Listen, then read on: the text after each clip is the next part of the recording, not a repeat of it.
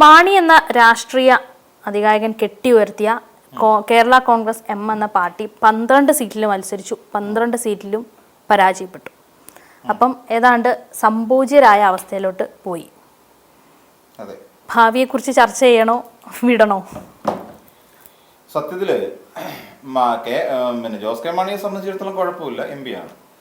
അപ്പം ഇവിടെ നമ്മൾ മനസ്സിലാക്കേണ്ട ചില കാര്യങ്ങളെന്ന് പറഞ്ഞാൽ, ഇത്തവണ ഒരു വലിയ രാഷ്ട്രീയ മാറ്റമൊക്കെ കേരളത്തിൽ നടക്കുമെന്ന് എല്ലാവരും പ്രതീക്ഷിച്ചിരുന്നു. അതായത് മാണി ഗ്രൂപ്പ് പതിയെ UDF പഴയ തട്ടകത്തിലേക്ക് തിരികെ എത്തും. അത് സംബന്ധിച്ചുള്ള ചർച്ചകൾ പലതും നടക്കുന്ന സാഹചര്യമൊക്കെ ഉണ്ടായി. ഒരു ഘട്ടത്തിൽ VD സതീശൻ അതിനെ വിസ്മയം എന്നൊക്കെ പറയുകയൊക്കെ ചെയ്തു. അങ്ങനെ ഒരു വിസ്മയത്തിന് വേണ്ടി കേരളം ഒട്ടുക്ക് എല്ലാവരും കാത്തിരുന്നു. ഒരുപക്ഷെ പ്രത്യേകിച്ച് UDF നേതൃത്വം തന്നെ ഈ ജോസ് കെ മാണിയുടെ മാണി ഗ്രൂപ്പ് ഇവിടേക്ക് വരും എന്നുള്ള ഒരു പ്രതീക്ഷ ഉണ്ടായിരുന്നു. തദ്ദേശ തെരഞ്ഞെടുപ്പ് എത്തിയപ്പോൾ നമുക്ക് കാണാൻ സാധിച്ചൊരു കാര്യം, ജോസഫ് ഗ്രൂപ്പിൽ നിന്ന് ഒരു വലിയ വിഭാഗം ആളുകൾ കോട്ടയം കേന്ദ്രീകരിച്ച്, ഏറ്റുമാനൂർ കേന്ദ്രീകരിച്ചുകൊണ്ടും മാണി ഗ്രൂപ്പിലേക്ക് മറിയുന്ന കാഴ്ചയും നമ്മൾ കണ്ടു.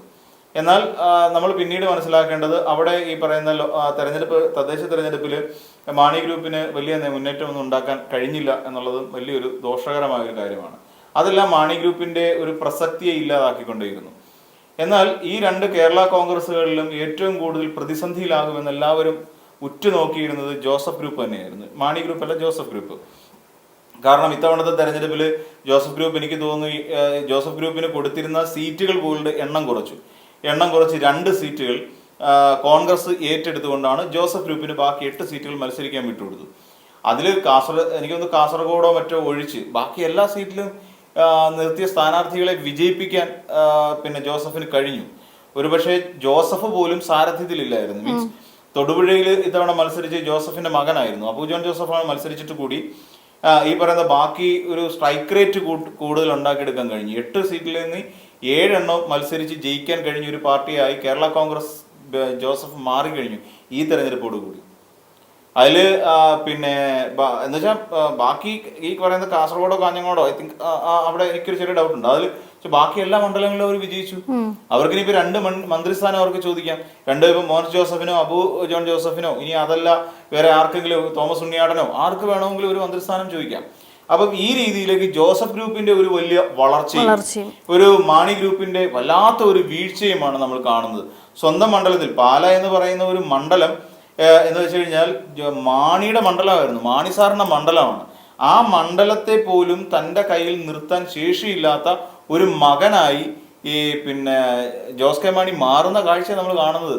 കേരള രാഷ്ട്രീയത്തിലെ അതികായനായിരുന്നു മാണി സാർ എന്ന് വിളിക്കുന്ന KM മാണി. കാരണം അദ്ദേഹം ഏറ്റവും അധികം തവണ ബജറ്റ് അവതരിപ്പിച്ച കേരളത്തിലെ ധനകാര്യ വകുപ്പ് മന്ത്രി എന്നുള്ള ഒരു പ്രസക്തി അദ്ദേഹത്തിന് കിട്ടിയിരുന്നു. ആ ഒരു ഭാഗ്യം KM മാണിക്ക് ലഭിച്ചിരുന്നു. അദ്ദേഹം കാലാകാലങ്ങളിൽ ഓരോ ട്രെൻഡ് അനുസരിച്ചിട്ട് കൃത്യമായി മുന്നണി ബന്ധങ്ങൾ കീപ്പപ്പ് ചെയ്തുകൊണ്ട് പോകുന്നതിലൊക്കെ വലിയ പങ്ക് വഹിച്ച ഒരാളാണ്. ഏറ്റവും ഒടുവിൽ ഇതേ കോൺഗ്രസ്സുകാർ തന്നെ രമേശ് ചെന്നിത്തല അടക്കമുള്ള നേതാക്കളാണ് പിന്നീട് ഈ ബാർക്കോഴ വിവാദവുമായി ബന്ധപ്പെട്ടുകൊണ്ട് അദ്ദേഹത്തിന് എന്തോ അനധികൃത സ്വത്ത് സമ്പാദ്യം ഉണ്ടെന്നൊക്കെ പറഞ്ഞുകൊണ്ട് ഒരു അന്വേഷണത്തിന് പ്രഖ്യാപിക്കുകയും ആ അന്വേഷണത്തിൽ പുള്ളിക്ക് പിന്നീട് ഏറ്റവും ഒടുവിൽ മനം തന്നിട്ടാണ് അദ്ദേഹം മുന്നണി വിടുന്നതിന് സമാനമായ സാഹചര്യങ്ങൾ ഉണ്ടാകുന്നത്. പിന്നീടാണ് അദ്ദേഹം മുന്നണി വിട്ടുകൊണ്ട് ജോസ് കെ മാണി ഈ പറയുന്ന LDF വരുന്നത്. LDF കഴിഞ്ഞ തവണ വരെ റോഷി അഗസ്റ്റിനെ പോലെ ഒരാളെ മന്ത്രിയായിട്ട് ഉണ്ടായിരുന്നു. എന്നാൽ ഇത്തവണ ഒരു തരംഗത്തിലോ അല്ലാന്നുണ്ടെങ്കിൽ ഇത്തവണത്തെ ആ തെരഞ്ഞെടുപ്പിന്റെ പ്രക്രിയ അവസാനിക്കുന്ന സമയത്ത് മാണി ഗ്രൂപ്പ് വട്ടപൂജ്യമായി പോകുന്ന കാഴ്ച കാണുന്നത്. ഒരു കാലഘട്ടത്തിന്റെ തന്നെ അല്ലെങ്കിൽ കോട്ടയത്തിന്റെ തന്നെ രാഷ്ട്രീയത്തെ ഗണ്യമായി നിർവചിച്ചുകൊണ്ടിരുന്ന ഒരു രാഷ്ട്രീയ പാർട്ടി, ഈ പറയുന്ന ചിഹ്നവുമായി ബന്ധപ്പെട്ടുകൊണ്ട് ജോസഫ് ഗ്രൂപ്പുമായിട്ട് നടത്തിയ തർക്കത്തിൽ പോലും അതിൽ വിജയം വരിച്ച ഒരു പാർട്ടി. അപ്പോൾ അത്രയും ശക്തമായ ഒരു പാർട്ടിയാണ്. എന്നാൽ ഇന്ന് നോക്കിക്കോളൂ, ഇന്ന് ആ പാർട്ടി ഇനി എന്തിനാണ്? ഇനിയിപ്പം ഒരു MLA പോലും ഇല്ലാത്ത ഒരു പാർട്ടിയായിട്ട് മുന്നണിക്കകത്ത് എന്തിനു തുടരണം? LDF പോലെ ഒരു മുന്നണിക്കകത്ത് LDFന് ഒന്നുമില്ലെന്നെ 37 സീറ്റുകൾ ഇപ്പോഴുണ്ട്. അപ്പൊ അതിനകത്ത് പോലും ഒരു അല്ലെങ്കിൽ ആ MLA-മാർക്കിടയിൽ പോലും പ്രാതിനിധ്യം ഇല്ലാത്ത ഒരു പാർട്ടിയായിട്ട് മാറിയില്ലേ? ഇനി നാളെ ഇനിയിപ്പം 5 വർഷത്തേക്ക് ഇനി യാതൊരു കാര്യമില്ല. ഇവർക്ക് ഈ പറയുന്ന ഇത്തവണത്തെ തെരഞ്ഞെടുപ്പിൽ വിജയിക്കാതെ പോയ ഒരു രാഷ്ട്രീയ പാർട്ടിക്കും ഒരു ഘടകകക്ഷിയെ സംബന്ധിച്ചിടത്തോളം അവർക്ക് ഒന്നും ചെയ്യാനില്ലെന്നുള്ളതാണ്. പ്രത്യേകിച്ച് ഈ പ്രതിപക്ഷത്ത് വരുന്ന സമയത്ത് LDF പ്രതിപക്ഷത്തേക്കാണ്. ആ പ്രതിപക്ഷത്ത് LDF-ന്റെ മുന്നണിയിൽ ഒരു MLA പോലും കൊടുക്കാനില്ലാത്ത ഒരു പാർട്ടി എന്തിനാണ്? എങ്ങനെ സർവൈവ് ചെയ്യും 5 വർഷം? 5 വർഷം അവർക്ക് എന്ത് പ്രയോജനം കിട്ടും? ഞങ്ങൾ LDF ഉണ്ടെന്ന് പറഞ്ഞിട്ട് കാര്യമല്ലോ ഉണ്ടോ?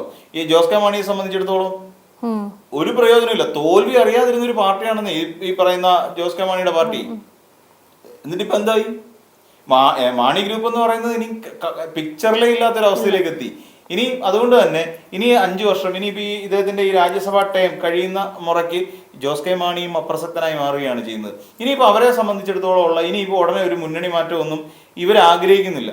ഇനി തന്നെയല്ല ഒരു മുന്നണി മാറുന്നത് കൊണ്ടും ഈ ജോസ് കെ മാണിക്കോ അല്ലെങ്കിൽ മാണി ഗ്രൂപ്പിന് പ്രത്യേകിച്ച് ഒരു ബെനിഫിറ്റും ഉണ്ടാകാൻ പോകുന്നില്ല. ഇത് സംഭവിക്കാൻ പോകുന്നത് ഈ പറയുന്ന ഈ 5 വർഷക്കാലം കൊണ്ട് ഈ കോൺഗ്രസിനകത്ത് തർക്കങ്ങളുണ്ടാവും. മൂപ്പുള്ള തർക്കം പോലെയുള്ള തർക്കങ്ങൾ, ചിലരുടെ നേതൃത്വം അംഗീകരിക്കാൻ കഴിയാത്തത്. ഇനിയിപ്പോൾ പറയാൻ പോകുന്നൊരു കാര്യം, ഈ പറയുന്ന ജോസ് കെ മാണിക്ക് സ്വന്തം തട്ടകത്തിൽ വിജയിക്കാൻ കഴിയുന്നില്ല. എന്തുകൊണ്ട്? നേതൃത്വ പ്രശ്നമാണ്. സ്വന്തം മണ്ഡലത്തിൽ പോലും, സ്വന്തം നാട്ടിൽ പോലും, ജന്മനാട്ടിൽ പോലും നിരവധി ആവർത്തി പിന്നെ ഈ പറയുന്ന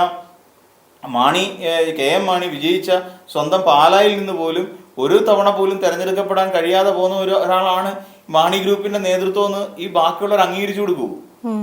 ഒരിക്കലും അംഗീകരിച്ചു കൊടുക്കും. ഇപ്പൊ റോഷി അഗസ്റ്റിനൊക്കെ എങ്ങനെ അംഗീകരിച്ചു കൊടുക്കും? റോഷി അഗസ്റ്റിനെ പിന്നെ ഈ പറയുന്ന പോലെ റോഷി അഗസ്റ്റിന് മന്ത്രിസ്ഥാനമല്ലേ പോയത്. അതേസമയം ഇത്തവണ അതായത് നമ്മൾ UDF കൂടെ നിന്നിരുന്നെങ്കിൽ ഒരുപക്ഷെ നമ്മൾക്ക് കൂടുതൽ സീറ്റ് കിട്ടിയേനെ, നമുക്ക് വിജയിക്കാൻ കഴിയുമായിരുന്നു എന്ന് പറയുന്ന തോന്നലുകളുണ്ടല്ലോ. ഈ തോന്നല് ഇവർക്കിടയിൽ ഒരു തർക്കം ഉണ്ടാകുന്നതിന് കാരണമാകും. കാരണം ഈ ജോസ് കെ മാണിയുടെ നിലപാട് തന്നെയായിരുന്നു, ഞങ്ങൾ പാർട്ടി വിടുന്നില്ല, അല്ലെങ്കിൽ മുന്നണി ബന്ധം വിച്ഛേദിക്കുന്നില്ല. പക്ഷെ മാറിയിരുന്നെങ്കിലോ, മാറണമെന്ന് അല്ലെങ്കിൽ UDF പോകണമെന്ന് ആഗ്രഹിച്ച നിരവധി പ്രവർത്തകരുണ്ടെന്ന് ഈ പാർട്ടിക്കുള്ളിൽ, മാണി ഗ്രൂപ്പിനകത്ത്. അപ്പൊ അവര് തമ്മിൽ ഒരു പ്രശ്നം ഉണ്ടാവും. അത് ക്രമേണ ഒരു വിഭാഗീയതയിലേക്ക് പോകാനുള്ള സാധ്യതകളുണ്ട്. അപ്പൊ അങ്ങനെ ഒരു വിഭാഗീയതയിലേക്ക് മാണി ഗ്രൂപ്പ് വീണ്ടും പോയാൽ അത് വീണ്ടും പിളരും. പണ്ട് പറയുന്ന പോലെ പിളരും തോറും വളരുകയും വളരും തോറും പിളരുകയും ചെയ്യുന്ന ഒന്നാണല്ലോ ഈ പറയുന്ന കേരള കോൺഗ്രസ് എന്ന് പറയുന്ന പോലെ വീണ്ടും പിളരാനുള്ള സാധ്യതകളുണ്ട്. ഒരുപക്ഷെ റോഷി അഗസ്റ്റിന്റെ നേതൃത്വത്തിൽ തന്നെ മറ്റൊരു കേരള കോൺഗ്രസ് കൂടി രൂപം കൊള്ളില്ല എന്ന് നമുക്ക് ഉറപ്പ് പറയാൻ പറ്റില്ല. അത് ഇപ്പോഴും ഉണ്ടാവില്ല. ഇത് പതുക്കെ ഈ പറയുന്ന രാഷ്ട്രീയത്തിൽ അപ്രസക്തമായ ഒരു സ്ഥിതിയാണ്. ഇവർ കരുതിക്കൊണ്ടിരുന്ന ജോസഫ് ഗ്രൂപ്പിന്റെ അവസ്ഥയെന്ന് ആലോചിച്ച് നോക്കൂ. 8 പേരെ നിർത്തി 7 പേരെ ജയിപ്പിച്ച് സഭയിലെത്തിക്കാൻ അവർക്ക് കഴിഞ്ഞു. ആ കൂടെ 2 മന്ത്രിമാരെ അവർക്ക് കിട്ടാൻ പോവാ. അപ്പൊ അവരുടെ വളർച്ച ഒന്ന് ആലോചിച്ച് നോക്കൂ. അവര് വളർന്നു, ഇവിടെ വളരും എന്ന് സ്വയം പ്രതീക്ഷിച്ച് നിന്ന മാണി ഗ്രൂപ്പ് നേരെ തളരുകയും ചെയ്തു, അവർ വീണു പോവുകയും ചെയ്തു. അപ്പൊ അതുകൊണ്ട് സ്വാഭാവികമായിട്ടും ഇനിയിപ്പോ ഒരുപക്ഷെ മാണി ഇനിയിപ്പോ അങ്ങനെ ഒരു ലയനത്തിന് തയ്യാറെടുക്കുക എന്നുള്ള കാര്യം സംശയമാണ്. അതായത് ഇനി അങ്ങനെ ഒരു ലയനത്തിന് പോയി കഴിഞ്ഞാൽ അബു ജോൺ ജോസഫ് അതിന് തയ്യാറാകുമോ എന്നൊക്കെയുള്ള കാത്തിരുന്ന് കാണേണ്ട കാര്യം. ഇനി അല്ല ലയനത്തിന് പിന്നെ ജോസ് കെ മാണി തയ്യാറാകുമോ എന്നുള്ളതൊക്കെ ഇനി നമുക്ക് കാത്തിരുന്ന് കാണേണ്ട ഒരു സാഹചര്യം കൂടി ഈ പറയുന്ന ഈ തെരഞ്ഞെടുപ്പോടുകൂടി കേരള രാഷ്ട്രീയത്തിൽ സംഭവിക്കുക. ഇതിൽ ഈ സമയത്ത് നമ്മൾ നോക്കേണ്ട ഒരു കാര്യം, കേരള രാഷ്ട്രീയത്തിൽ ഇത്തവണ ഉണ്ടാകാൻ പോകുന്ന വലിയ മാറ്റങ്ങളുണ്ട്. ഈ LDF കൂടെ നിന്ന് പല ഘടകകക്ഷികൾക്കും, ഇപ്പോൾ CPIക്ക് മാത്രമാണ് കുറച്ച് സീറ്റുകൾ കിട്ടിയെന്ന് പറയാൻ, ബാക്കി എല്ലാവർക്കും വലിയ തട്ടുകേട് സംഭവിച്ചു. മാണി ഗ്രൂപ്പ് എൻ്റെ അടുത്ത ഇതെന്ന് പറഞ്ഞാൽ മാണി ഗ്രൂപ്പായിരുന്നു. മാണി ഗ്രൂപ്പ് വീണുപോയി. അതിൽ ചെറിയ ചെറിയ ഘടകകക്ഷികൾക്കൊന്നും ഇവിടെ ഈ പറയുന്നൊരു പ്രാധാന്യം കിട്ടിയിട്ടില്ല. സ്വാഭാവികമെന്നോണം ഇവർക്കെല്ലാം ഒരു മാറ്റം ഉണ്ടാവും. ഇവരെല്ലാം സ്വാഭാവികമായിട്ട് മാറ്റം ഉണ്ടായി. ഇനി ഇതിനകത്ത് പ്രവർത്തിച്ചുകൊണ്ട് അല്ലെങ്കിൽ ഇതിനകത്ത് നിൽക്കുന്നുണ്ട് പ്രയോജനമില്ല എന്നൊരു തോന്നലുണ്ടാവും. പതിയെ പലരും പലയിടങ്ങളിൽ പോയി ലയിക്കാനും പുതിയ പുതിയ രാഷ്ട്രീയ രീതികൾക്ക് മാറാനുമുള്ള സാധ്യതകളുണ്ടാവും. ഇനി ഒരു കൊഴിഞ്ഞുപോക്കുണ്ടാവും. ഈ കൊഴിഞ്ഞുപോക്ക് ഒന്നുകിൽ NDAക്ക് ഗുണകരമായിരിക്കും, അല്ലെന്നുണ്ടെങ്കിൽ ഈ പറഞ്ഞ UDF ഗുണകരമായിരിക്കും. എന്ത് തന്നെയാണെങ്കിലും LDF ഒരു ശക്തമായ രീതിയിൽ LDF എന്ന് പറയുന്ന CPM-ഉം CPI-യും അടക്കമുള്ള പാർട്ടികൾക്ക് ഒരിക്കലും ഇടതുപക്ഷം വിട്ടിട്ട് അല്ലെ LDF വിട്ടിട്ടൊരു നീക്കം ഉണ്ടാവില്ല. അപ്പൊ അതുകൊണ്ട് തന്നെ അവര് ശക്തമായ പ്രതിപക്ഷം എന്നുള്ള നിലയിൽ ഇവിടെ ഉണ്ടാവുകയും ചെയ്യും. ആ രീതിയിൽ പാർട്ടി വളരുകയും ചെയ്യും. അതേസമയം ഘടകകക്ഷികൾ എന്ന് പറഞ്ഞുകൊണ്ട് നിൽക്കുന്ന ഒരു വിഭാഗത്തിന് ഇവിടെ വലിയ തട്ടുകേടുണ്ടാകുകയും അവർ പാർട്ടി മാറാനുള്ള സാധ്യതകളും ഇവിടെ കാണുന്നുണ്ട്. ചിലപ്പോൾ ലയനം അടക്കമുള്ള വലിയ വലിയ രാഷ്ട്രീയ സംഭവ വികാസങ്ങൾ ഒരുപക്ഷെ കേരളത്തിൽ ഉണ്ടാകാൻ സാധ്യതയുണ്ട്.